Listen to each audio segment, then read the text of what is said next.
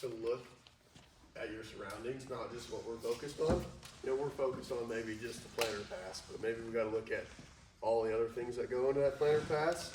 You know, tillage, your angle of that last tillage pass, you know, the condition of that strip tiller you're planting into, the ground temp, soil moisture, you know, moisture depth. It's all those things. Maybe not just getting it in the ground, but getting it in the ground correctly. Right. So, you guys think back about this last planting season, you know, 2023. I don't know what the conditions were you dealt with specifically, but I covered half of Kansas, half of Oklahoma, and part of Missouri. And I would say, generally speaking, you know, we had pretty hard, you know, dry field conditions. I think everybody in here probably experienced that. Pretty safe to say, wouldn't you? When we have those kind of conditions, do our maintenance needs change? What do you think? Yes, no? Yes. Also, feel free to participate, thank you. Like I said, it's better if this is a Yeah, conversation. we don't like to just sit up and harp on you guys. We want to interact. It's a lot more fun. Well, I mean, absolutely. And then I guess another thing we're gonna look at is, does it cost more or less to do it right? We all know, like, coming out of a tough year like some of you guys have went through, maybe crops weren't what they should have been due to weather. Well, we'll try to save a few bucks here. Maybe we won't do some open disc. Maybe we won't do parallel arms, seed tube guards, these things. What are you really giving up? Are you really saving money? We're gonna show you you're not. And then I like this. So I'm using some numbers that are pretty broad in this, but how many times when you guys go to plant, first day of planting, do you get out and dig and look at seed in the field you're planting? Everybody ought to be raising their hand right now. All right. How many times do you get out and dig? Go. Every hour. Every hour. So how many times are you gonna dig? First field, 40-acre field, you get out and you start digging in it. How many times are you gonna dig? It takes me a long time to plant 40 acres. You're the wrong person. No, I'm just kidding. How many times are you gonna get out and dig? Depends if I like what I see. There you go. So you're gonna get out and dig maybe 2 times and 3 times. You like what you're seeing? You're gonna keep planting? Probably. What do you guys think? Same. About 2 maybe or 3 3 times. If I like what I see, I just go. Okay. What are you guys gonna get out and do? Yeah, depending on the condition, I might get out 10 times in the first pass. I mean, 10 times first pass? just until I see something I like. So just a general number. A lot of times I'll ask around. Guys will say 3 times. Say in a 40-acre field, they're gonna get out. They're gonna dig 3 times. They're gonna see if they like what they're seeing. They're probably gonna look at 5 seeds. Now, if you dig anything like I used to, you may be digging down the row like this, and you're like, oh hell, there went one. And you pick that up and you put it back in the trench, and you don't really know exactly the situation that you've put your seed into, but you've dug and you've looked at maybe 15 seeds. And I don't know, like I said, what population you guys are planting. What are you planting population wise? For what? Corn. Plenty corn. Don't plant any corn, perfect. 18? Okay. How about over there, what do you do? I'm gonna use corn just because that's what I'm used to using, but if you're planting the 40-acre field, say 26,000, you're planting 1,040,000 seeds, and you're looking at 15 of them, just to put that in perspective. So, I guess my thing is, if you're getting out 3 times, and you're seeing what you like every time, maybe that's good enough for you. But if you're getting out 3 times, and one of those 3 times, it doesn't look good, you better set something different on the plan.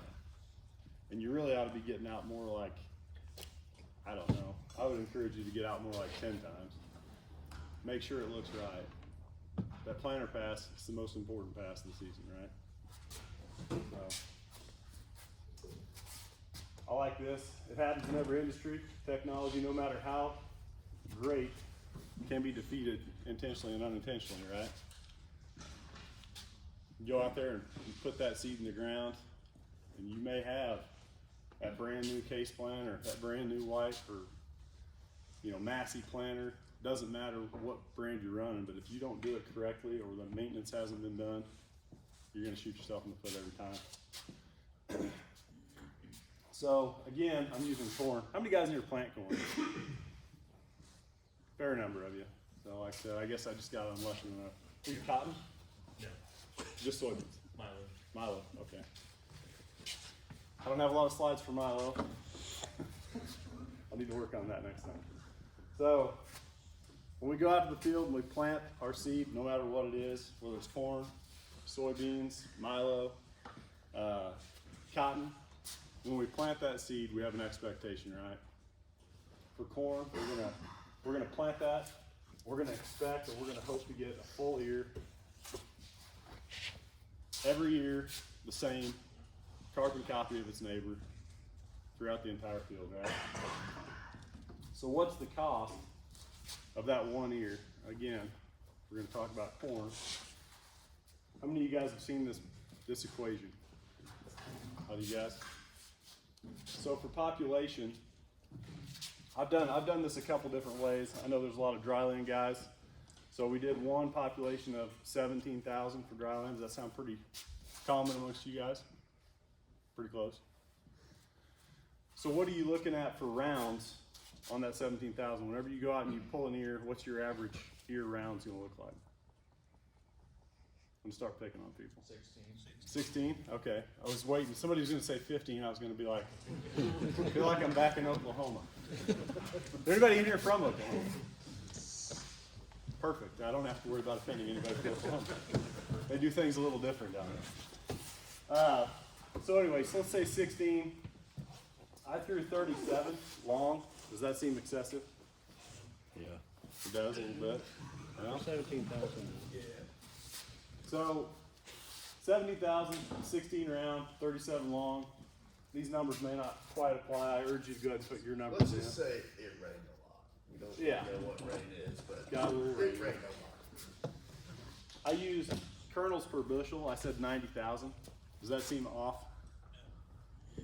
Seems about right. Varies by seed size. Yeah. Well, I mean, yeah, when you get finished. But. So 111 bushel corn dry land, is that possible? It's potential. You know, that's not what we're picking across the combine, but that's what we started out with as potential. 150. So remember, so what this is saying is that every 17, assuming you're planting on 30-inch rows, so don't let me get ahead of myself, but every 17 feet 5 inches, we're gonna see 17 ears that are the same. We're gonna make 111 bushel corn. What happens if all of a sudden 17 feet 5 inches, I lose 1 ear? I've got one plant that comes up late, it's 2 leaf collars behind, it produces no ear. Now all of a sudden I've got 16,000. I'll do the same rounds, the same length, and I'll use the same kernels per bushel at 90,000.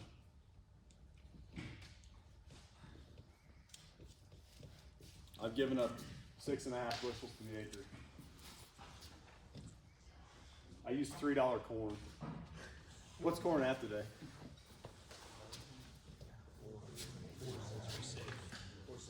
$4.60. Like I said, I hope it doesn't get back to $3, but we've all seen it there, so I like to use this now. But you just think about this, so $19.50 to the acre is what you're giving up whenever you're not getting that good even emergence, and we'll talk about some things that are causing that. I did this number, 30,000 guys that are irrigated. You got some guys that are planting irrigated corn here? 30,000 seem about right? Yeah. Yeah. 16 around again, which, are you guys 16 around or 18? 16. 16, all right. 37 long. I guess, is that a feasible, can you grow 197 bushel corn? All right. We lose that 1 ear again. 6.5 bushels again. So it doesn't matter if we're dry land or if we're irrigated, you're almost always gonna lose that just about 6.5 bushels an acre whenever you wind up losing that one good ear, 17 feet 5 inches. So, when how many of you guys do your own scouting? You do your own scouting? You do yours back there? Yes? Yes? So when you guys go scouting, what's that look like? You guys getting out there, walking the fields, really looking at what's going on? Because I've been guilty of hopping in the truck, and I'll slow down. This looks pretty good at 15 miles per hour going down the road, right? But whenever we get out and we actually start looking and analyzing what's going on, I mean, you can see this guy there. That's an LE2, so 2-leaf collar behind. That's going to cost you. And you can see there's His picture does keep More going, down but, there. you know, there's a skip here, there's a skip over there on that far row. There's maybe another skip right there, that's in 4 rows in maybe 15 feet, you know? That's 4 plants gone. Real fast. real fast. So we'll talk a little bit about the potential of an ear and where you guys are giving that up. Any you guys seen this slide? No, Zach and Brian have it. I really like this slide. So when we start talking about where we're giving up yield, start looking at misplacements. So you got a minor misplacement there. That's 10% of an ear that you're going to give up. Now we're talking about 4 inches to 2 inches of a neighboring plant. When you start getting some crowding going on, you're going to give up 10%. A major misplacement, that's going to be 2 inches or closer to a neighboring plant. Really starting to crowd. 20% loss of an ear. Your doubles, you're going to associate that with about a 40% loss of an ear. And a skip is an 80% loss. Does somebody in here know why a skip is only an 80% loss? Why wouldn't that be a 0? Ear flex. Ear flex on both sides of it. That's right, absolutely. So flex is going to make up that little bit of difference. But here are the ones that I like to avoid the most. You start talking about late emergers. So 1 leaf collar behind, you wind up losing 50% of an ear. 2 leaf collars behind, you're at a total loss. Now I've had some guys, anybody here sell seed? I got 2 guys that sell seed, that's perfect. I got a slide here later that we can talk through. But I've talked to guys, sure there are some extra flexi hybrids that will kind of fight this off a little bit. But as a general rule, this is what we look at, right? So when I look at these first 2 categories, maintenance and mechanical setup, these are things that shouldn't be an issue for you guys. This is nuts and bolts. This is stuff that you guys can take care of before season starts this winter. Right now, you guys can be fixing these issues. When we start talking about our late emergers, there's a lot more management decisions that go into that, right? So you got to think through that a little bit harder. When I'm talking about our misplacements, things that cause that, Zach's going to talk a little bit about that here in a minute. But think about your row unit ride, driveline chatter, the way that seed is released. That's all things that's going to be affecting, how that spacing looks, right? You start talking about doubles and skips, singulation errors that are caused by the meter. Zach has a test stand. I'm sure some of you guys are already working with other people that have test stands, but Zach has access to one of our Meter Max test stands. We're able to run those meters, make sure they're operating correctly before you guys go to the field. Things that cause your LE1s and your LE2s, we're looking at anything that is going to affect germination, right? So if your seed can't germinate at the same time, it's not going to have even emergence. This could be a management decision. We start talking about moisture, oxygen, temperature, ground conditions, residue. It may be the fact that you decided you had to be the first guy to plant. You want to be the first guy in the area to finish. All these things can affect your emergence, right? So we'll just start bumping through here. First area we're going to touch on, furrow creation. How should a planter bar look, or how should your planter look, that bar, as you're dragging it through the field? First day of planting, what should that look like? Should it be cocked forward, the bar back? Slightly back. Maybe slightly back, mostly level. Everybody agree with that? How should your parallel arms look? Level. Who said that? That's great. Hey, I appreciate the interaction. You guys do this for a living, so come on. Parallel arms. They're called parallel arms because they're supposed to run parallel, right? You start running these things where all of a sudden you're running them uphill. You're not going to get enough engagement with that row cleaner. You're going to get too much engagement with your closing system, right? The grow units are meant to run through the field level. How should that shank look? Level, right? Should all just run through nice and smooth. We're running that planter, and all of a sudden, if we don't have enough, this is actually a planter. This is down kind of near Fort Scott, Kansas, in that part of the world. Guy calls. He says, "Hey, I don't know what's going on with this planter. I'm maxing out my outer row units." So this is a planter that's set up with hydraulic downforce through us. So I take the call. I go out and I look, and we're pressing down so hard with the outside rows, and we don't have enough ballast. We don't have enough weight on the bar to keep the row units in the ground. So you can see it it's kind of got a smile thing going to it. And so I got in the tractor with the guy and said, all right, let's go 2 miles per hour. So we went 2 miles per hour to 3 miles per hour to 4 miles per hour, 5 miles per hour. And you can see on the left side, I don't know how well you can see it, there's an applied downforce. So here's where we're actually showing how much weight we're applying. We got the outer wings, and we start applying 650 pounds of force to the outside of the wings, but we're not getting to depth because we don't have anything to push against. So we went and we got some suitcase weights and some chain. It's kind of crude, but we added weight, and he was able to get to depth and plant. Now the only reason that he really knew that he had an issue was because of this map. Same thing was happening to a guy over one of his neighbors in that area. He didn't realize it because he didn't have the 2020 monitor, but running air, he wasn't getting depth either. Double crop beans, very hard conditions. So we just got to make sure we have enough ballast.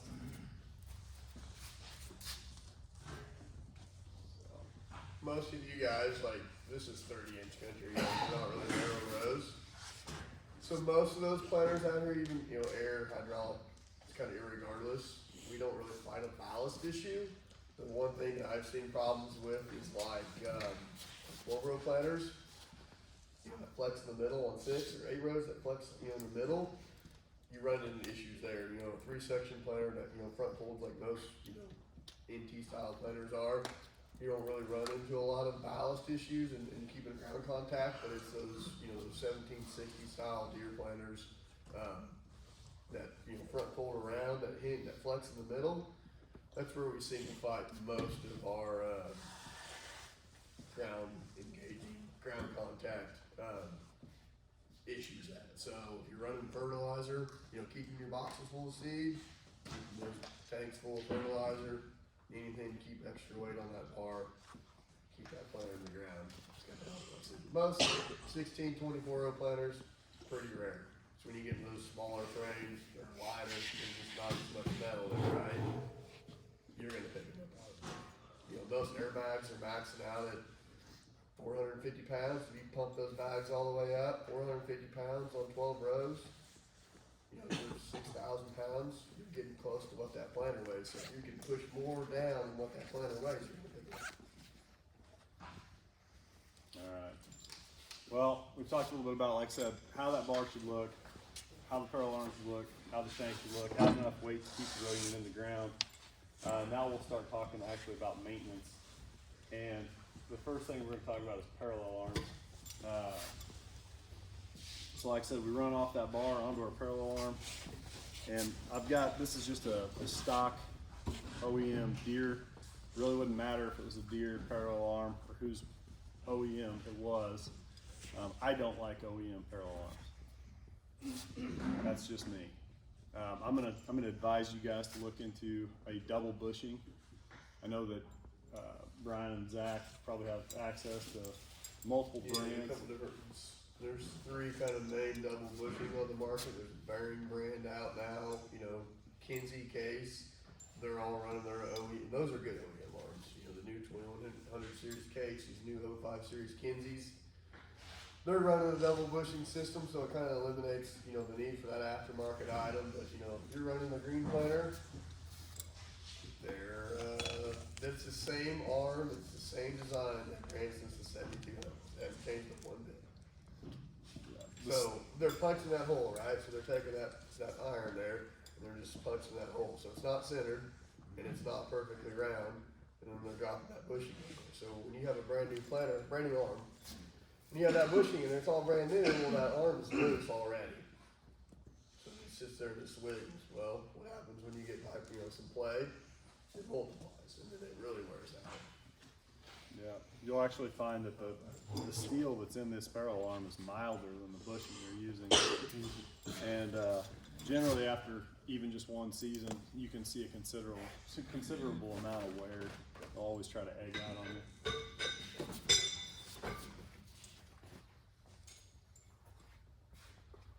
So here's a couple examples of the ones that we've been selling. This is a GBGI arm. So it's the same size as everything, but it's got bushing inside. This one's gonna turn bushing on bushing. The other one we tested last year, and we'll put some more out this year, is a bearing arm. These come from CFC.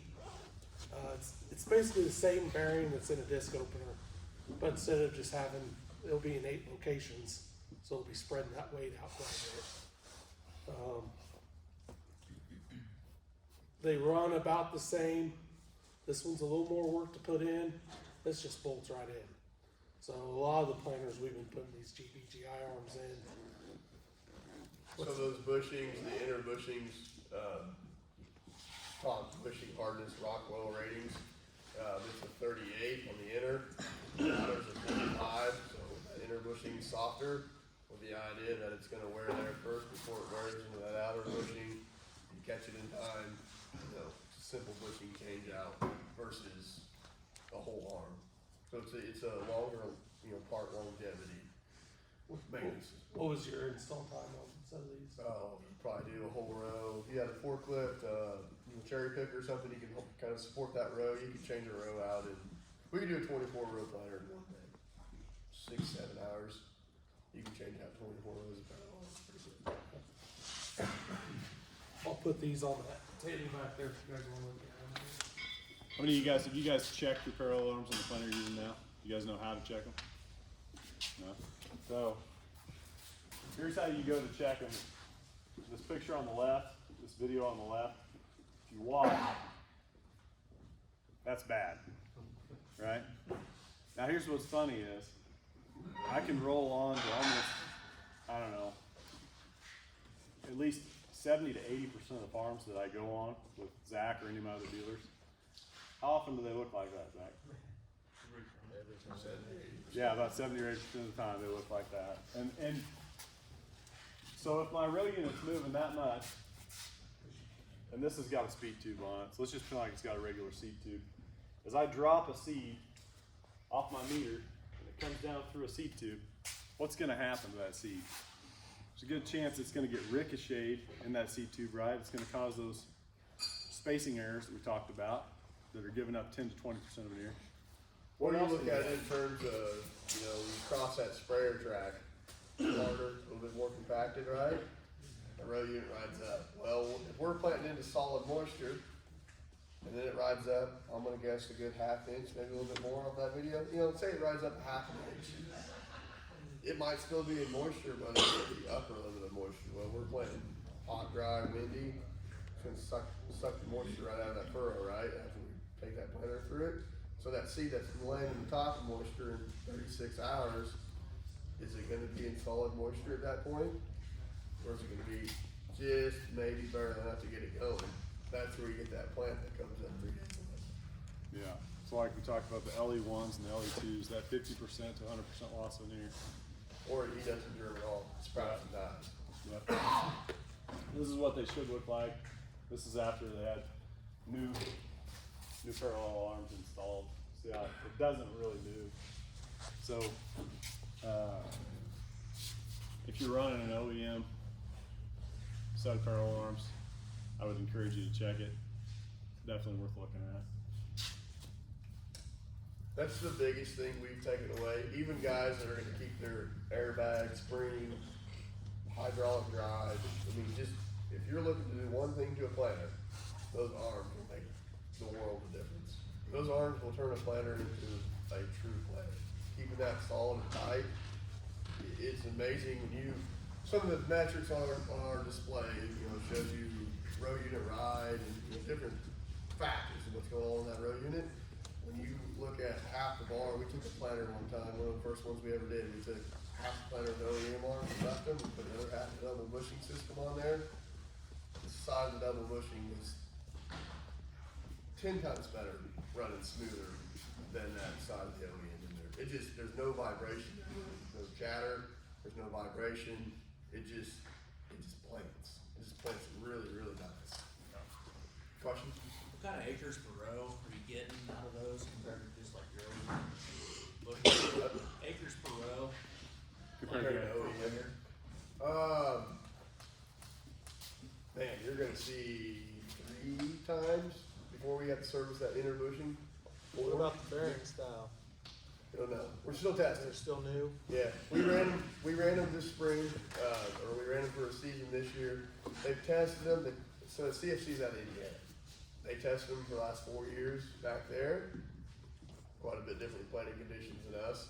So we tested them this year. Didn't get on a whole lot of acres. We're gonna run them another season, and then we're gonna send those bearings off and see what it looks like. So, But my concern, guys, I mean, we're just gonna be honest here, is a bushing simple. When it gets worn out, you just change it. When that bearing goes out on one, the rest of them can't be far behind it. And it's not as simple as just popping the bushing. It's taking that arm off, taking it to the press. I see it. If it's 100,000 acre live, great, or 50,000, cool. But if it's a 20,000 acre bearing, some guys that can last a long time, other guys, 2 or 3 years, you'll have that maxed out, so. Yeah, it depends on downforce and ground contact, and that road, you can sit back there sliding on the ground, There's a lot of variables that go into it, so we're gonna test it some more before we run with it. also, when you were asking over here, how much longer the double bushing is gonna last rather than an OEM. The big thing I would like to say is, with a double bushing, you're not actually gonna be wearing into the parallel arm because you've got a double bushing. So when it comes time to replace it, you can just replace the bushing. With an OEM parallel arm like we've got up here, you can replace the bushing, but there's still slop. Because like I said, that metal's mild. Yeah, when you take those old bushings out, the bushing's really good. I mean, there's some wear on it, but you hold it up to a new one and it's pretty much the same, To answer your question, Seth, it's a condition of, are you no-tilling? Are you high speed? Are you not? There's a ton of variables to it, but to give you just an average answer, I would say we're seeing 3 or 4x a lot of that inner bushing compared to that single bushing. Is that inner bushing just a deer bushing then? No, it's a different machine bushing. It's a smaller diameter. All right, I guess we'll hop on. Like I said, we're just gonna work through. Like I said, we've got our bar. We've talked about parallel arms. Now the next thing we're gonna talk about is gonna be our row cleaners. How many of you guys here run row cleaners? Does everybody here run a row cleaner? Who does not run a row We're cleaner? just one weed stuff though. I gotcha. Well, I'm gonna try to talk you into running row cleaners if you're not. We just took them off and never put them back. Fair enough. I'll still try to talk you into it. So like I said, things I think it gets kind of confusing. A lot of your dealers, equipment dealers, they'll just sell you what they have. So this is what we call a spike row cleaner. How many of you guys are running a spike row cleaner right now? You are? You guys are running these mostly in a tillage situation? No, not necessarily. So initially these were actually, the idea is this is like a rake, like a garden rake, all right? So you're gonna run this, and it's just gonna rake residue, and we like it better generally in worked ground. Where you're running a sharp tooth, think of this more like a garden hoe, right? It's got a sharp edge to where you're actually cutting residue. So we generally push that toward like a no-till operation. So just to think about it. And I don't know if anybody in here's ever peed off the top of the combine, but when we're thinking about row cleaners, biggest downside, biggest problem with row cleaners is they do need to be adjusted quite often, right? From field to field, you're gonna run into different conditions. And we don't generally adjust them. So, solution to run a row cleaner and actually run it correctly, we need to be able to make adjustments on the fly quickly. And so that's why I would recommend a floating row cleaner. We offer a product called Clean Sweep. We also have, there's multiple other row cleaners out on the market that do offer some kind of an air or hydraulic. But showing the difference between a fixed row cleaner versus a floating. Fixed, you know, like I said, you're gonna have problems where you're gonna dig in, be too aggressive or not aggressive enough, not actually get the ground clean where you can float one. You can actually clean that row and get it to where you don't have that residue. So now for the reason why I generally would advise you guys to always run a row cleaner. First reason is temperature.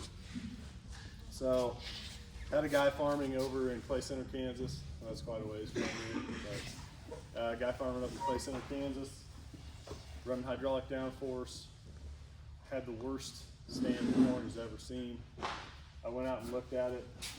The dealer was there the day of planting, said, hey, it's too cold, it's too early, don't plant. Guy said, I'm planting, doesn't matter, I gotta go. I gotta be the first one to get done. He said, well, if you're gonna do it, you need to run your row cleaner. I said, I don't run row cleaners. I don't know. Nope, he ran, did not use his row cleaners. I get the call, you know, a couple months later, come out and look at this. And I've got corn that's this tall, and I've got corn that's this tall. And it's all in the same field. Well, you can go out early spring, any given day with a temp gun, and you can shoot bare dirt, and you can knock residue back, and you can shoot that. And you can see 15, you know, 10, 15 degree difference pretty easy. So what he did was, he planted into that heavy residue, and he put some of it into cold storage, basically. And he put some of it into dirt that was bare, was able to germinate and come up, and his stand looked terrible. Every seed was to death. I mean, it was correctly planted. That's why I think, you know, row cleaners are a good idea. Temperature, when you're thinking about moisture, if I throw a seed down to the bottom of a trench next to a piece of residue, which one's gonna wick the moisture away faster? Residue. It's kind of like throwing a sponge and a 2x4 into a mud puddle. Sponge is gonna soak that moisture up first, right? Thinking about disease potential, anytime we have rotting vegetation down in a trench next to a seed, we're gonna invite disease, immobilization of nutrients. Anytime you've got residue breaking down, those microorganisms that are down there, they're gonna tie up nitrogen and phosphorus, right? So, that's my spiel on row cleaners. You wanna talk about this second? I'm doing a great job, okay. All right, so we go from row cleaners, move back to opening discs. How many of you guys are replacing your opening discs often?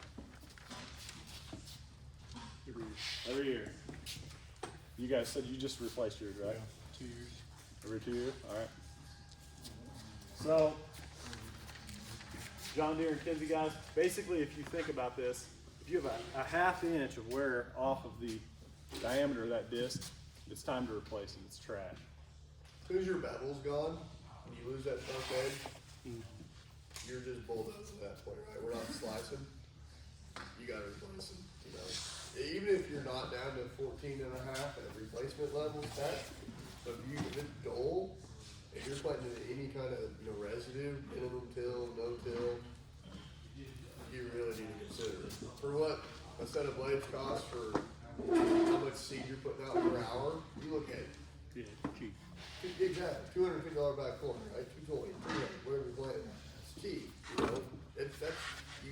You can't correct the mistakes made at planting. Like, if the seed's wrong, it's wrong. It's wrong all year.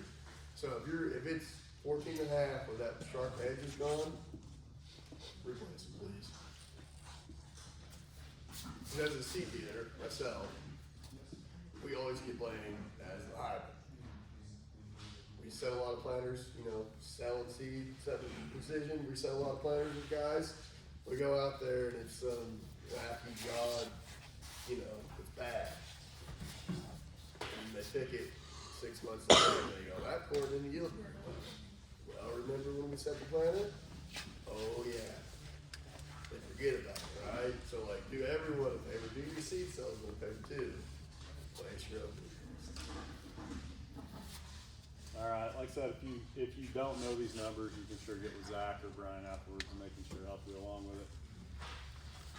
The gap, when you guys are setting blades, I mean, who all checks their blade when they reblade it? Who all check 2 points of contact on every row? How many different spots on each row? I usually do 3. Yeah, 2 or 3. So, set it, roll it, third of turn, measure it again, roll it, third of turn, measure it again. A lot of times what you see in blades is, they're either out of round with the hub not centered in the hole, or the blade is warped itself. So as you turn, it's gonna open and close that gap. The blades that Brian's been running, those Wear Parts blade out of Nebraska, they're really true. I mean, they're the highest quality set of blades that we can find that are consistent. We run very, very few rejects. Between Brian and I, all the blades we sold the last couple of years, we've had 20 returned because they're out of spec at the shop. They're really, really quality. If you're buying some blades off the shoe, Abilene machine, John Deere blades, you better check. You better get extra because they won't. The quality control coming out of the package just is not there. So just be mindful of that when you're checking blades. That just because it's brand new, it's not really quality. Spin that blade, check 3 points of contact, 2 or at least 2. Check 3 points of contact. Takes an extra minute. If you like it, you can go on. Yeah, like I said, I mean, if they're incorrectly shimmed, or if they're excessively worn, you can run the risk of All your True V guys, so Kinsey, Deere, Massey, White, they all, True V openers, right? So we need that. We need, an inch, 2 inches of contact. Case guy, you need an 1/8 inch gap between your trailing and leading. So spin it and make sure you're maintaining that 1/8 inch gap all the way around. We'll get into the details of how a case planner and a True V planner does it. True V makes furrows here in a little bit. It's not wrong, but they're different. So maintaining on a case planner, maintaining that 1/8 inch gap is really critical on how they form a furrow. Alright, so just some tests you guys can do on those opening discs before you even get them onto the planner and find out just how out they are. You guys ever test an opening disc, put a bolt into a vise, you guys can give it a spin? Anybody done that? This is what it shouldn't look like. I don't know how well you can see that, but there's a fair amount of wobble right there. So if you're gonna put this opening disc on your planner and you're okay with it, you're gonna have issues with variable depth. Like I said, there will be spots where you're gonna have seed that's not getting the same depth on every row. When you give it a spin like it should, it's not gonna have any movement at all. Like I said, just doing a bolt and vise, it's a pretty handy way to, So Wear Parts, so they get their blades in out of France, overseas, usually most of them come out of France, and then they assemble the bearing, the bearing house, and the hub there in Nebraska, and then crate it and ship it. So at their stand, they rivet the hub on, and then they take the blade off the rivet, and they put it on the spec gauge, and they spin it, check it for flatness, and then out around and wobble. If it passes, it goes in the box. If it doesn't, it goes in the reject pile. So a lot of those Wear Parts blades are already spec'd coming out of the box. And that's why they run so few rejects, is they're giving them that quality control before they ever ship it. the guys that said, there's some guys in the shook your head, you said that you have done this. Have you guys found wobbly bad blades when you've done it? Tons of them? How about you? Quite a few? That's why you quit buying some deer. I mean, like, It's a lot about it too, is how long are those blades? Did they get those blades in April, as like a restock and planting season, and then they didn't sell them, so they set to that hot warehouse all summer, maybe got another crate or two stacked on top of them? You can't prevent that, but that's how bad blades happen, is getting stacked on top of them. It's not good. C-tube guards. How many guys replace their C-tube guards? So I would urge you guys, unless you're running some kind of a high-end aftermarket, almost any time you replace those opening discs, you should at least be checking it, and not just replacing it at the time of that. Some problems that you're gonna run into, like I said, you have these worn C-tube guards. There's one from the back that you can see. If you think about this, when I put this row unit into the ground, what's gonna happen, those opening discs are gonna come right over into that C-tube guard, right? So the two things to take away there is when you put a brand new one on there, there's still a gap down there, right? Between brand new guard, brand new blades, there's still a little bit of slippage in there between that guard and those blades. Set that planer on the ground, those blades flex against it, hug tight. It's an inside scraper at that point. When it gets too narrow, that's also one of the number one causes of blade, the bearings going out or the hubs going out, is it's flexing that blade too much and you're popping that rivet or you're blowing that hub out. Or you're side loading those bearings and you're gonna cause those bearings to go out. So keeping that fit and true up to spec is gonna make your blade life last a lot longer. And then secondly, Jason's got some pictures in here, but it's gonna create basically a false bottom in your furrow. It's not gonna blow all the dirt out of it. It's gonna be like a W in it, right? And so it could be riding up, well then there's an air pocket below it. We're not mashing all the moisture out, or all the air voids out of that furrow because it's sitting right on top of it. It's gonna delay germination. Yeah.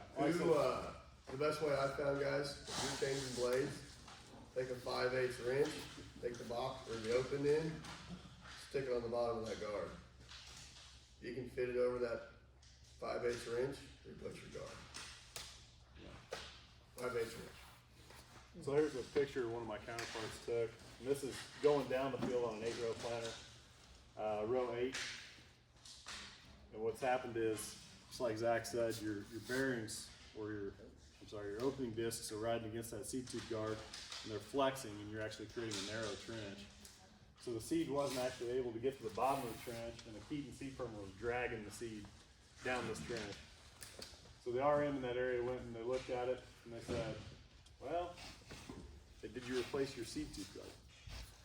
I said, well, they look new. I said, well, that's okay, let's go ahead and replace them. Like I said, it was a $12 part, probably. Replace that $12 part. This is the same row coming back down the field that fixed the problem, like I said. So, you're looking at this $12 part, and it's, basically knocking you out of the game. You've got new seed tube, new opening discs, and whatever other components you put on there, but a $12 part can bring it to its end. If you're running deer seed tube guards, they're kind of that pot metal, pretty light metal. You probably should be changing those every time you change your blades. Just plan on it. If you're running something, Brian sells a lot of copperhead, that's high chrome. Those things will last almost forever. You can get several sets of blades out of them. But if you're gonna run that OEM guard that's real thin, like you had in that picture a couple slides back, just change it every time you change blades, because it won't make it through 2 sets of blades. Alright, so just real quick, we'll talk about case a little bit. I said there's one guy over here, you're running a case planner. Do you have a firming point gauge? Go to 1200, 2150. 2150. Just got it. Know nothing about it. Okay, so that's kind of a cool thing. They've got a lot of different stuff. They've actually changed their firming point quite a bit. I don't know if you've got the newest firming points on it, but they've got like a flat bottom on some of their new ones that they've started coming out with. But I would definitely tell you there's probably a gauge that you can get from them to check those, so stay on top of that. The other thing, case is running. After the firming point is gonna be a shoe. It's gonna hold that moist dirt there in the bottom of that trench back. You're gonna create the bottom of your trench with your firming point, and then you'll let that nice moist dirt there in the bottom come around over the top of the seed. So this shoe here is essentially on a case planner for your case guys. That shoe there is basically what your double disc is doing. It's actually the one blowing the dirt out of the furrow. So your wear points are going to be right here on these leading edges, But traditionally, this side, leading blade there, right? So this side's gonna wear out first because it's taking the brunt of the material and the dirt and that furrow. So keep a good square point on that. If you start seeing that cup out of it, what's gonna happen is you're gonna allow that dry dirt to slip in. And in your guys' environment out here to west, getting a stand is most critical. You know, that's weed control, that's a problem, that's residue control, it's blowing ground for the next couple of years. We've got to get a stand. So if that edge is cut out, and you're allowing the dry dirt to roll back into that, you know, we're gonna stop germination. The other thing on a case, you have the RID gauge wheel. Is anybody else running an RID, reduced center diameter gauge wheel? So every now and then on like the top forums or Facebook and stuff, you'll hear guys, your seed planters for sale, they're putting the case gauge wheel tire on a John Deere planter. That is like the number one wrong thing to do. Don't ever do that. And we'll get into that here in a little bit of why an XP lip tire needs to stay on a double disc or on a True Beat planter, and the RID tire needs to go on a gauge wheel. So what happens here on the case is we're making the bottom, we're blowing the dirt out, seed's falling out, right? So this tire here is really just a depth control. It's just maintaining how deep that row unit's riding, and this is really doing all the work to protect that seed to get it to the bottom of the furrow. On a deer, on a True Beat, we'll just pick on a deer. On a deer, the tire is your shoe. Does that make sense? The tire is what's forming the whole side of that sidewall of your furrow up. This is protecting, you know, your sidewall of your furrow is right here. So it's protecting it from falling back in. Your gauge wheel tire on a deer is that shoe. So if you have this tire, so if you have a case tire on a deer planter, and you see our lip right here, right? That's running right along the furrow, holding that in there. This you don't have, it's all the way out here. So we're just putting all the pressure out, 1.5 inches away. You can't compact that much dirt without it falling back in. So we need that lip right on the side of that furrow to hold it up together. Makes sense? So, RID on a John Deere planter, big number. Asking for trouble. You can do it, but you're gonna run into issues. Alright. So, like I said, talking about gauge wheels there. What do you guys think? What's happening here? Somebody said something. What'd you say? Yeah, gap's too wide, right? I actually had a guy down in Lamar, Missouri. They had a terrible stand. Couldn't figure out what was going on. I got a call from one of the reps, agricultural rep down in that part of the world. He said, "Hey, we're kind of curious. If you want to come out here and look, we can't figure out why we've got poor emergence. Planting conditions were perfect, and seed depth is right on the money.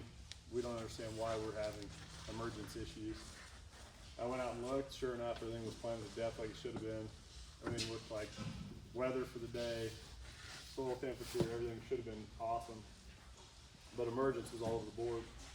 And 3 generations of farmers standing in the field, you know, grandpa, dad, son, everybody's scratching their head, they're all looking at me. I said, "I don't know what's happened, guys."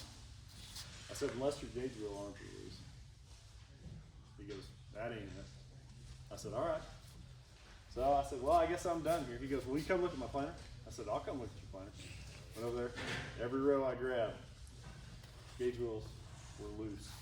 You know, when you raise those gauge wheels up, they should be against those opening discs. They should strut. You know, they shouldn't stay up, but they should make contact, right? You don't want to be able to walk up behind it and kick that tire and it just sits there and spins. You want it to grab, but if you get too tight, you know, you'll burn that lip off and replace your tire. But if you pick your planter up and you turn around and look and that tire's just sitting there spinning, you need to do some adjustment. Like I said, we're getting dry dirt. Like I said, it was rooster tail and dry dirt back into that trench on top of that seed before the closing system gets there. You're robbing moisture, right? That's what's happening. So what happens is, so you guys in the front, you guys in the back might not be able to see it, but so it's picking up dry dirt here at the bottom of the wheel, right? But that furrow is open from basically here to here. And so that dirt comes up, falls right back down into it. So if you're ever digging and you see a break in that moisture line, there's dry dirt down in there, C-tube guard is worn out, or your shoes, or your case splitter, or your gauge tubeless, or wore out, or we don't have enough down there. So we'll get into that here in a little bit. What about narrow gauge wheel versus the wider ones? I don't have a problem with that. You no-till guys try to, They're real popular in the 4-on-4 and no. yeah, and even like in stripper straw, guys are trying to keep all the residue they can't stand in. I don't have a problem with 3-inch gauge wheel. It's fine, as long as it's set right. It does the same principle. That lip is still up against the side of Do they this. wear faster? Or What's that? does it seem like they wear faster? Does it matter? No, I don't really see them wear faster.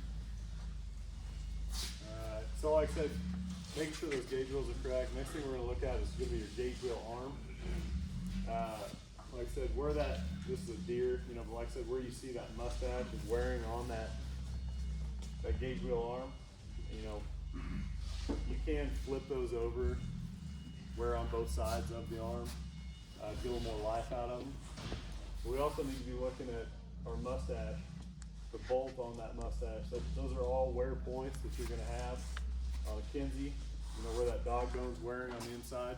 We've taken, so these setting seats here, I don't know if you guys have seen them, but they're basically like stackable Legos. You can set a depth and then you jack up, put on a 4-jack, you jack it up and you say, okay, our known depth on this setting seat is 2 inches. Yeah, we're gonna do this video. This is a planner we did last spring.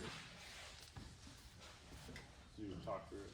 So we set our depth on those blocks, and we know it's 2 inches, right? So we take our handle and we lower it all the way down. So we have max control, and you can jack those tires up wherever they get tied against. The disc covers hit the bottom and the gauge wheels are up here, then you can move that handle up and you know that that's a known 2.5 inches, whatever you want to have it set to. Then you take a tag pin and mark it. This is 2.5, go row by row. We did a brand new planter on that. It was brand new. They just brought it home from the dealership. They had 3/4 inch play in it. Yeah, he did his one season was over half off. Yeah. Most planters are 1/2 to 3/4 inch off. They just are. That's the difference in wear, your mustache, your gauge wheel arms, or thicknesses in casting. I mean, just casting is not a perfect process. So you just take, you take a little bit here, a 16th here, and a 16th there, and before you know it, you've got some differences. So Like I said, just making sure we get every row to the same depth, right? So every seed's getting placed in the same condition, same moisture, same everything. Like I said, you can do the same thing, make your own out of wood blocks. You can do that, but like I said, the think about doing it with wood blocks. Go back to that. Let's go back to that. Is the first couple rows is real fine, but as you go up and down, those blades are sharp. You're gonna start cutting into that wood, and then by the end of it, you could be going in an extra 1/4 inch. It's just it's not wrong. It's just something to keep in mind. You can't just put a lot of pressure on it because you'll start affecting that depth. So, like I said, we got our depth correct all the way across the planter. We'll talk a little bit about evaluating a furrow. So, first day of planting, like I said earlier, bars level, pearl arms are level, shanks level running through the field. How do you guys see all that from the cab of the tractor? Down, right? So, what we would ask you to do is find somebody, farm guy, farm hands, kid, grandkid, somebody run beside you, side by side, farm truck, at the planting speed you're gonna plant that, so 4.5 to 5 miles per hour. And let's lock one of those closing systems up, so we actually get to look at the trench we're creating. So, like I said, 4.5 miles per hour to 5 miles per hour, who here plants at that speed? How many people plant faster than that? Do you have speed tubes? No. How fast do you plant? Milo. Well, 5 points a year, Clinton, my lord. 7, he'll be good. All right, well, whatever. It is. But anyway, No shit, why can't even precision meter or count it anyway? yeah, that's true. Well, so like I said, what I would say is, now that we're looking at that trench, I like to use 2 seed diggers.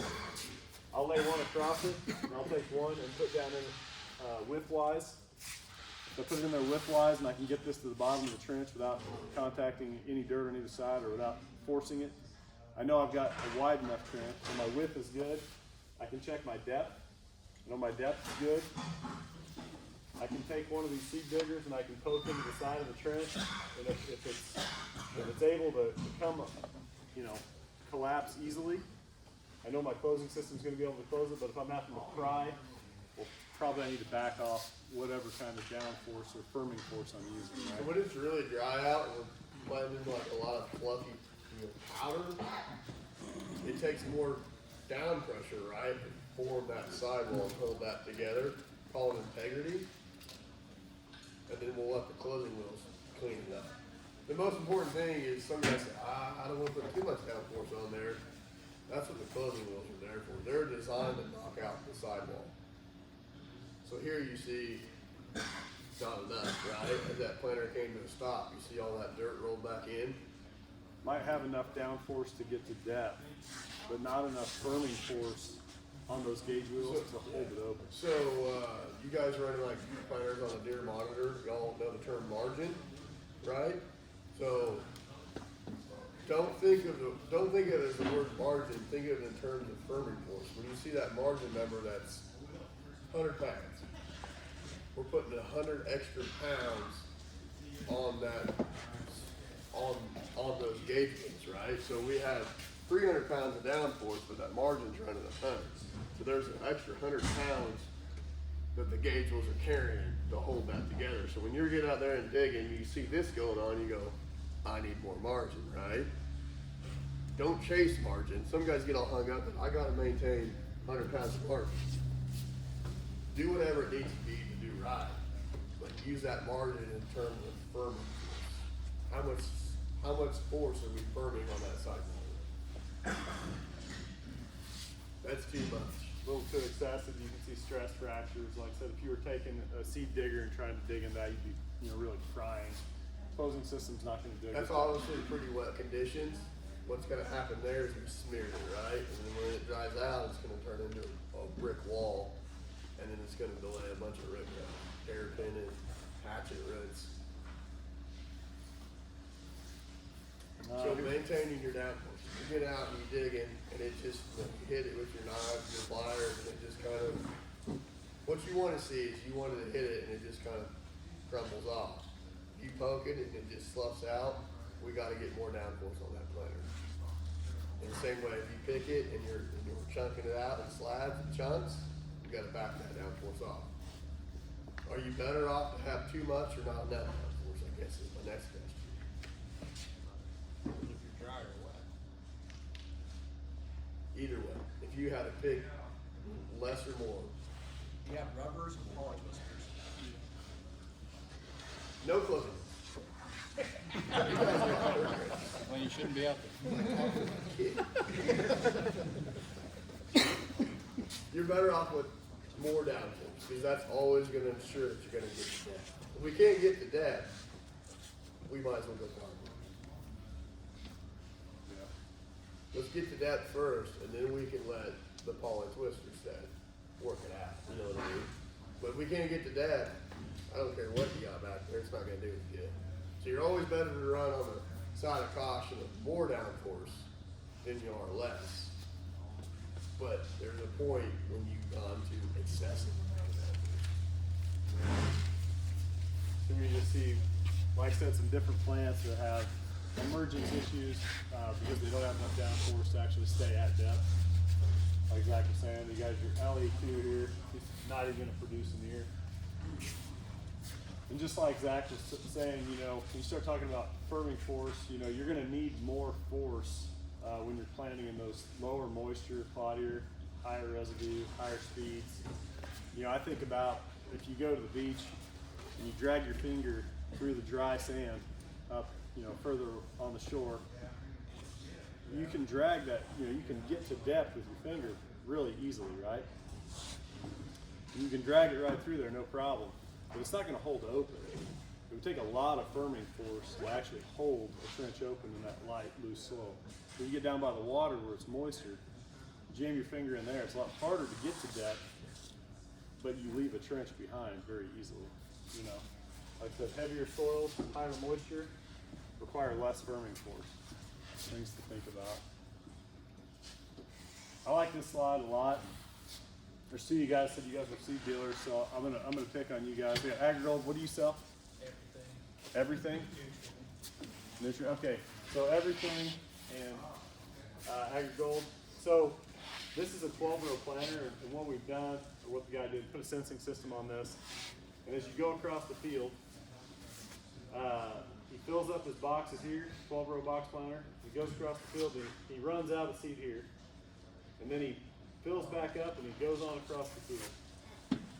Well, this is just measuring how much weight he's feeling on those gauge wheels, how much weight he's got there. And you can see whenever it turns blue, he's got loss of ground contact. So I'll ask you, which guy do you want to be? Because, well, first off, I'll ask a farmer here. If this is your field, when you go out to harvest this and you're going to test these two, where are you going to take your test at? 95% of the time you're right here, because you can look at hybrid A versus hybrid B, right? Which one do you want to be? Do you want to be hybrid A, or do you want to be hybrid B? Hybrid B. You want to be A or B? Same. Why? Loss of ground contact, probably means shallower planting. Well, it means we don't have a clue at what depth we were planted, right? And we just talked about, Zach was telling us how that gauge wheel, we don't have the firming force on that. We got lots of dry dirt now too, right? So this is absolutely going to look better than this, where we have lots of ground contact. We don't know what our depth is. We got lots of dry dirt getting down the trench. I just think that's a pretty cool slide. Whenever I find plots, I've asked farmers to slow down. Yeah. Well, We're putting in a pound of seed. yeah, absolutely. You have to. Think of downforce, guys. Other way I just describe downforce. Just think of downforce as like a water skier, right? He's trying to come up on plane, trying to get on top of the water. That planer's trying to get on top of the ground. So the faster you go, or the harder the ground is, the more downforce it's going to take to get that planer down. That water skier wants to come up, right? He wants to get on top of the water, crash and burn later. That planer is trying to do the same thing. So that's why we need downforce. Is we need downforce there to keep that planer in the ground and not come up. It's naturally going to come up. Yep. We'll look at seed placement. I hope nobody's got meters that look like this. Somebody might. But like I said, we do offer. Zach's got. Take your That's plate fine. storage. So take is always advised. Take your plates out right, but put them in a place where kids can't get them. A customer one time, seed customer, he called me, he's like, man, I'm out of seed. He's like, you bought 20 bags. You know, what do you need? He's like, I think I need like 10 more.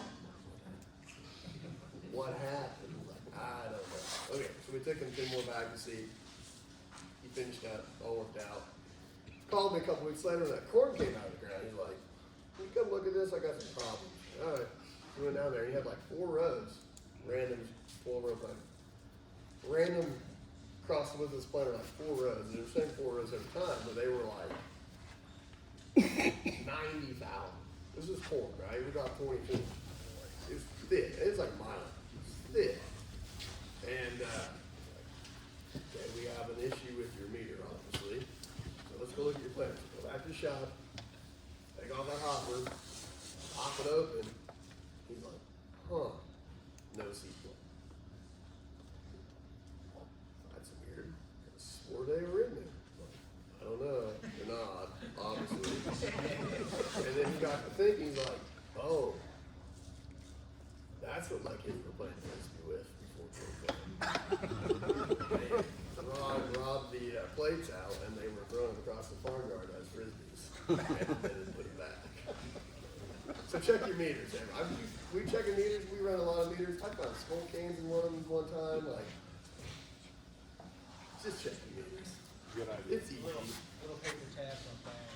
Yeah, paper C tags, Those yeah, little laser bags. yeah, the paper on your bags, yeah, those get hung up in there. So, like I said, we make sure our meters are running correctly. I would advise having somebody run them also, but then after we make sure the meters are running correctly, now it's what's driving those meters. So like I said, there's a lot of chains. Talked to a guy the other day, he said he bought the most expensive chains he could find. I would advise you to not buy the most expensive chain you can find, just replace them every year. Like I said, there's guys that go out and they'll oil them and try to make that work, but Especially if you're running fertilizer in your planter and you're running chains, replace them, don't, just replace them. Buy cheap chain and just replace it every year. causing skips, multiples, all kinds of issues. C-tube guard, this is an issue. C-tube guard was overly worn to the C-tube. If you haven't checked your C-tubes, make sure they look good. This little dog ear, a ramp is coming out into the C-tube, so every once in a while it was catching a seed, causing spacing errors. Like we talked about earlier, you start having those spacing errors, you're giving up 10 to 20% of an ear. Little things that add up, right? Here you can see, like I said, a pencil could get to the bottom of the trench, but the corn seed couldn't. Anybody here running Keaton seed firmers? One, yeah. So, quick test you can do if you have a fish scale, like cheap digital fish scale from Walmart. Take a piece of fishing line, put on it. When that planter's, like I said, the Keaton is resting on the ground, you can put that loop around there and start to raise up on it. You should read at least 20 ounces. So at Or least if 20 they're crooked, Yeah, if they're crooked, yeah, with their bead. Like I said, this gives you an idea. The bottom of that Keaton should be flat, right? When it comes in contact with that seed in the bottom of that trench, it needs to have a flat surface to push it down in. All of a sudden it's sharp, rounded, it's not gonna be consistent. It's gonna cause you a lot of problems. I've had guys tell me, well, I just hit mine with a grinder. I think I would just replace it. I mean, it is a wear item. It's a piece of plastic we're dragging through the dirt. They're not meant to last forever, right? The wear part. Talking a little bit about Area 3, like I said, working from there back to our furrow destruction, our closing system. Zach, you've got some pretty good options. Like I said, this here's a scratch test. You got some old concrete, back up, set your planter down, pull it forward, make sure you're getting a line that's right there in between the two. Also, with those closing systems, you'll see a lot of times they'll get kind of egged out and worn. You guys have options. yeah, so RK Copperhead, that's a really easy kit. You weld a collar on the outside of that, throw that bushing away, weld that collar on, put a bearing in there. They're basically serviceless after that. We put them on planters 10 years ago and we haven't touched them. They just simple, you get them adjusted, you tighten that bolt down, they're done. Brian's got a closing wheel study that he did with actually this planter right there. I think it was the same set of closing wheels that are still on that planter. At the end of this show, we'll plug that slideshow in and we'll go through those results. But talking about, different UCS closing wheels, so there's Jason. Talking about the difference in emergency and not only overall, but by the 24-hour level. It's eye-opening when you break it down, even in our environments, that it still has a difference. We did a study this spring, We did a study this spring. John Deere, we built a high-speed planter for a guy. John Deere wanted to sell him one, so they brought their loaded up brand new planter out, and they wanted to run them side by side. Okay, cool. Right up. So we ran them, 8, 9, 10, 11, 12, 13 mile an hour, like all the way through, right? And we picked 10 mile an hour and we flagged it. So we went out there and we went pass by pass. So we went up there on the split and we took 4 rows of us and 4 rows in, 4 rows, 17.5 feet long. We went out there every day for 24 hours. Every day at 7:30 in the morning, we went out there and we flagged it until they all flagged. And we took it to yield. With the combine, we weighed half mile throughs, 8 rows strips, right? But then on those 4 rows, I went out there and we weighed one row. You know, we had the emergence order and you know, when they emerged and what day. And then I took those ears and we took it to yield basically by year. So we weighed them, we shelled them, we weighed the grain, we weighed the cob, and then factored it all the way back out. And what we found was, so that was like 100, I think that plot average, that field, the farm average like 156. That particular plot, the one row of each entry was like 164, a little bit higher, right? But still relative. So the average of that one row was like 164. But what we found was like the day 1 were 197 and the day 5 were 122. So that's not saying if you get all your corn up on the same day, it's gonna make 197, but it's consistency, right? And it's not so much about getting corn up on day 1, it's about getting the majority of the corn up on a single day. It could be day 3 that 60% of the corn decides to emerge. It doesn't necessarily, day 1's perfect, but we need the bulk of the corn to come out of the ground in one single day. But there was a 70 bushel spread, you know, in a 24,000 population, 150 bushel environment. So it's relative. You know, we always hear Iowa, oh yeah, 36,000, it matters. It matters to us too. It actually probably matters more to us on a percentage basis because we were dealing with lower population, lower yield environment. 5% to us is, you know, is more to us, more of the piece of the puzzle than it is to some guy in the West Ends.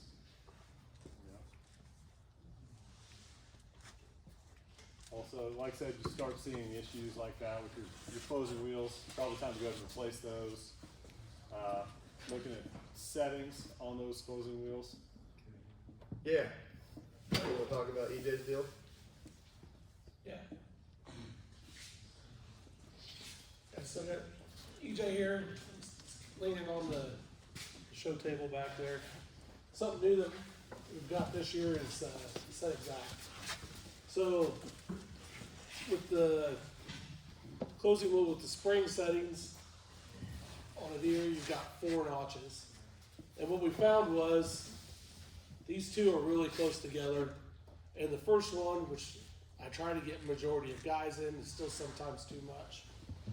So with this on there, this bolts on the side, and he uses the pin and centers the spring up, and you can set the pin in different locations. And there's 8 locations, or I tell you, like 9 locations on this versus the 4.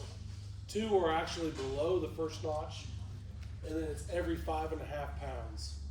I'll have a sheet out here later on this, but like the first one on this is like 28 pounds. Then it jumps 14 pounds, then it jumps 5 pounds, then it jumps another 14 pounds. Well, this will allow you to dial it in a little bit better so you can have that proper weight. And also it centers the pin, or centers this, so that way it's not pulling off to one side, wearing the bushings out like he has it, you know. And then also having it with the pin here will keep it from bouncing out. If you have problems bouncing out of your notches, it kind of holds it in and has it in a singular spot a lot better.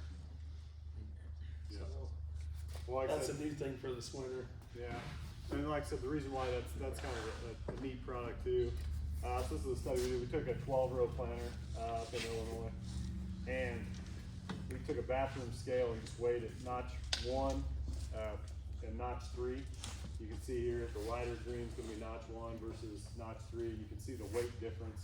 You know, and for some reason notch 1, you go from row 2. Like I said, there's a 20-pound difference between row 2 and row 6, and again 25 between 6 and 9.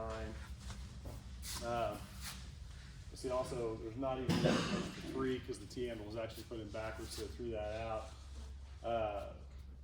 A lot of difference and a lot of variation row to row because those springs aren't going to wear evenly, right? So, and does anybody know when do you replace a spring on a closing system? When it breaks. That's right. So like I said, I think this is a pretty cool product. Like I said, I'm sure, Ryan, you guys have new springs that you'd sell with that too. Yeah. If you wanna check how your arm from row to row, put in that first notch, take a fishing scale, lift it up, you know, make a set height of how high you go, and just see how different it is from row to row. Yeah, or like Jason's at the bathroom scale. Yeah. Put the planer down, you know, get it all the way low on a piece of concrete so it's level. Pick that tail up, slide that scale right there, mark it. We did it there for a while. It's pretty eye opening the variation you see row to row. You'll see 40 pounds across the planer of the same notch. Same wheel, same everything. It's just how worn out is that spring and how worn are the eyes of those springs are hooking into. You want all the dirt around the seed, get rid of the air. Right. I mean, so more pressure, the better, right? To a point. You get too much in there, Point, I you can, guess, is where I'm. you can compact it, you know, you can pack it in there. We wanna just knock the furrow out of there. We wanna leave it like a garden bed, you know, we wanna leave it firm but fluffy. If we just slam, if you're running in notch 4 all the time and just packing it in there, that's probably, you could probably get by with that in dry conditions, but if you hit, you know, the bottom of a terrace is wet, or you got into some, you know, wetter side of planting conditions, and that dries back out, it's gonna bake it. Yeah, but you also find when it's wet, you don't pack it in there good on our black dirt. Right. It starts to dry out. Pull it back apart. Yeah, so with black dirt, yeah, you get that clay, you get that shrink swell of that clay, right? When it dries back out, it's gonna shrink apart. It's just, that's the nature of clay. And so how do you knock it out? It's a balance. I mean, it takes a lot of setting your closing wheel to make sure that we're not packing it, just slamming it in there and packing it, but yet you wanna knock it all out and leave it leveled off, so when it does dry back out, it doesn't separate, and you can see the seed. If you can walk down the road and see the seed, we got problems. I think that's So- where like the furrow or those, you know, couple closing ones would be a big advantage. Is there something with the closing wheel width on there? There was actually, Okay. Yeah, there was. on that last slide, couple slides Yeah, ago. it was a couple slides ago. I thought you were gonna talk about it, but then you jumped on to something else. But yeah, basically when you're setting those, like I said, I guess the thought behind this is, Is there any cotton guys in the room first? you guys are planting extremely shallow. And that's- We're Yeah, like 3/4 Seth, what do you think? Yeah, I mean, it was half inch to inch and a quarter. Just trying to cover it up. So you wanna be narrow, when you go to cotton, you wanna narrow that up, because your seeds, you know, right here, you wanna narrow that up and try to lay that in there as you get to the average depth or deeper, you wanna space that back out to wider. If you go to aftermarket wheels, you're gonna wanna widen that out as well, because that aftermarket wheel's got a wider diameter. So if you leave it the same, your teeth, your teeth at the bottom are closer together. Most wheels come with washers or spacers to set that gap back out. well, also very important, like I said, if you go from planting a shallow planted crop and you've got your closing system set correctly, narrow, you know, and all of a sudden we switch to another crop and we're gonna go out and plant some corn maybe, and we're gonna plant it at 2.5. If you don't make the adjustments here, what are you gonna do? You're gonna pinch the top of that shut and you're gonna create an air pocket down there, just like he said. You're gonna have a lot of emergence issues because you got air, you haven't closed it correctly, right? And so that's why on those case planters, you know, sometimes you see a lot of those planters, or you see that fast track system for sale. It kind of mimics that case closing. So on a case planter, it has those closing discs, right? But that's there to knock that sidewall off that's 2 inches away from the middle of the furrow. Because of that RID tire, right? You remember that?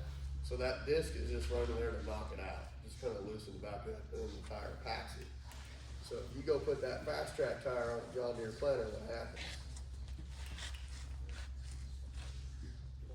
It's too wide. That disc is running on the outside of your closing wheels, and you're never gonna get that sidewall removed. One thing back to talking about running the higher pressure, you know, the more down pressure you run here, you're actually creating up pressure on your row unit. So if you're talking to me on closing wheels, I'm gonna ask you what setting you're in, what the situation is, because we wanna be in these first 2 notches at the max. I don't want you in these last 2. Then we've got too light of a closing wheel. So your poly ones are gonna weigh around 4 pounds. We've got some with cast inserts that put you around 10, and then we can go from 15 pounds up to 20 pounds of closing wheels. So You need a. that's board why base. there's not a one fit all. We try to match up what you're doing so that way you're in the lowest setting you can be here and still getting your job done. What about offset? I mean, 40 years ago when I was planting, we figured out that if you run when we just had a single rubber wheel, or I mean, double, but we offset them, that way you push one side in and then the other side comes to plate. I mean, you're not trying to just squeeze it together and then we'll come back. Yep. I basically tell guys you probably rock stagger, if not, leave them together so that pinching action is coming together at once. It's preference. I mean, I don't think there's a wrong reason, as long as you gap right, I think that's the most important thing. There's only a, what, 3/4 of an inch difference Right. at this It's not point. like we're staggered The in holes aren't that far several staggered. inches. We really, in our neighborhood, it doesn't matter the brand, that we really see the furrows open back up. Yeah. Cause we might be muddy in 100 degrees. Yeah, you get muddy at 100 degrees and a 30-mile-an-hour wind behind it, it's gonna dry in that clay. That's another reason why we run the road pins that come off the guys, is to try to keep that protected from the heat. Yeah, You makes turn it sense. into a brick, right. We don't lately. That's what we stagger. He don't. You see it opening back up? And it also, you can go to a more aggressive two style on that closing wheel, if you fight a lot of that clay that wants to pull back apart, go to a more aggressive style two, that's gonna kind of turn that dirt and disrupt it. When you get those smooth rubber wheels, you know, it's almost like kneading dough together, right? You're just kneading it together and pushing it up, well, it's gonna pull back apart. You can kind of get that aggressive tying action almost, you don't wanna till it, but if you get that aggressive tying action, that can disturb that seedbed right there at the soil surface, that's gonna go a long ways to keeping dirt from pulling back apart. I would also say, like I said, not trying to be a sales pitch at all, wasn't wanting to talk about product, but it might be worth your time to talk to Zach and see if we could balance one row, furrow force up here. Cause with that, you're actually gonna be, lifting and fracturing that and then going back over and stitching it back shut. So you're not gonna have as much of an issue with things trying to open back up on you, I don't think, but, wider setting, like I said, for your deeper crops, you know, if you've been planting something, corn, or all of a sudden you're gonna go back to soybeans, we probably need to go ahead and adjust that back in, otherwise we're not gonna be shutting the top of that for. So what is you're trying to take that angle and have them essentially match at your seed depth, or how do you determine if you're wide or narrow? How do you decide that? You want to pinch, So, pull I an don't angle know, down, guys. pinch above? You wanna below? be between an inch and if you're planting a normal 2 inches, right, give or take a half inch, you wanna be an inch to an inch and a quarter gap at the bottom. Because that's basically the width of what your disc opener blades, we're trying to knock it out, so that's what Brian was saying, if you're running in like notch 3 or 4 all the time, we wanna crush to the bottom, we don't want such a big tooth that we're, you know, working the ground to the depth of that disc opener sidewall, but we wanna crush it. It's more of a crushing action than it is You want to kind of fold it. yeah, it's more of a crushing action than it is. You're not trying to we're gonna pinch poke it the dirt and tear it up. But on the width thing, you know, when you have a spike closing wheel, you wanna maintain that minimum distance. So a majority of them, it's 1.25 inches between the points. You don't wanna go below that 1.25 inches. Majority of guys around here, if you're planting soybeans, milo, 1.25 inches or better, I'd rather see it at 1.5 inches on your gap and no wider. You get too wide, you know, you get different conditions in your fields from one into the other. You know, you don't really wanna be that 2 inch. You're working the outside of that sidewall for we're crushing, it's like, it becomes like a case closing system where you're doing all the work outside of the compaction layer, and we're not trying to destroy the compaction layer. With my set of dealers in Iowa that I worked with on this, when you look at those smooth rubber wheels, matches what Zach's saying, it's it's 2.5 inches from bottom center wheel to bottom center wheel. And what we did just to cover ourselves is we wanted to say, okay, we know our furrow width, right? And if you think about that furrow, the deeper you go, the wider that furrow is gonna get, right? Because you have a 12-degree pitch on your disc opener, right? So that if I push down farther in, that means I have a wider gap at the top, right? So that naturally means I need to widen out my wheels, right? To cover that, so that we're pressing down the right spot. If I shallow up, I've got a narrower slot, I've got to narrow it in. So what we wanted to do is we wanted to go through and say, okay, if I'm planting, I come from corn and soybean country, so you guys are gonna have to forgive me a little bit, but if I'm planting corn, and I plant corn anywhere from 1 3/4 depth to 3 inches. That's my typical corn planting depth, where we're at. If I'm at 2.5 inches from bottom center to rubber closing wheel system, I will cover all those depth changes. But if I go any shallower than 1 3/4, I've got to narrow it up, because it's not gonna be close enough. If I go any deeper than 3 inches, I've got to widen it out. Because otherwise then I'm gonna run the risk of one of my wheels catching inside of there. When it comes to your spike wheels and stuff like that, I always tell my guys, measure, if you wanna measure the 2.5 inches, measure from the ground contact point. Not the spike, but where the ground depth band of it is, right? Where that depth band is hitting the ground. That's where you can measure your 2.5 inches from bottom to top. But it makes sense, you wanna make sure you're adjusting, because as you go deeper with that 12-degree pitch in your disc openers, the wider you're gonna be. So adjust it to that, but 2.5 inches bottom center will cover at least our guys from 1 3/4 to 3 inches. Do mine real quick and then eat, and we'll come back to Yeah, it. we're about done. I think we're about done. Okay. Just got a couple minutes. Like I said. Hey, So, like I said, just something to think about, food for thought. Like I said, when we're looking at our furrow, I used a 16-row 30-inch planter. You got a lot of 16 rows in here? Some? I don't know.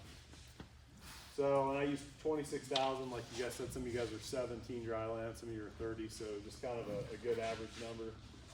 Planting at 5 miles per hour. What's a bag of seed corn cost now? 270. 270. I was a little off on that. I said 250. But 80,000 seeds in a bag, I'm assuming. There ought to be, right? I've never counted them. But, so each second has a cost of 55 cents. Thinking about some other stuff, these prices are kind of dated. I don't know if you've got a farmhands for that kind of money. Service call 130. I think what's the deer at now? 200. There you go. 200. So numbers aren't accurate. Accounting. Seed planting costs. So just the seed, not fuel. Not if you got a hired guy there running a seed tender. None of your other expenses, wear and tear on equipment. But so that's why we feel like it's very important, to make sure we get it right.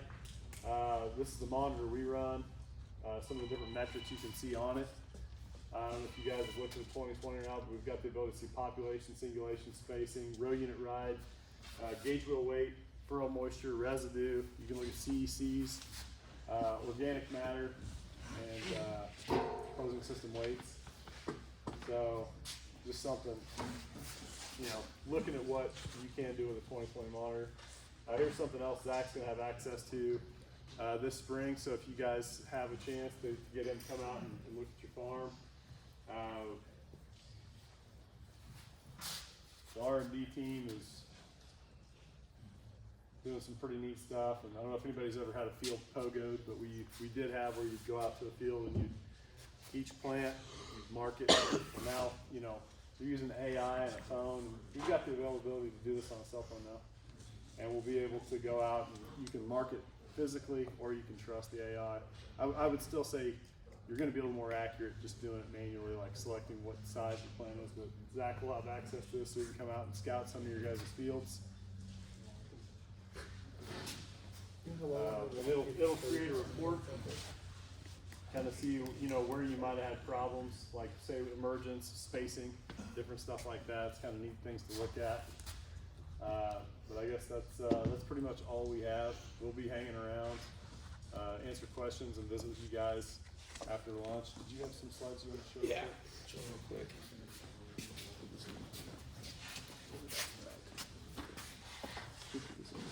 I was gonna put this up there.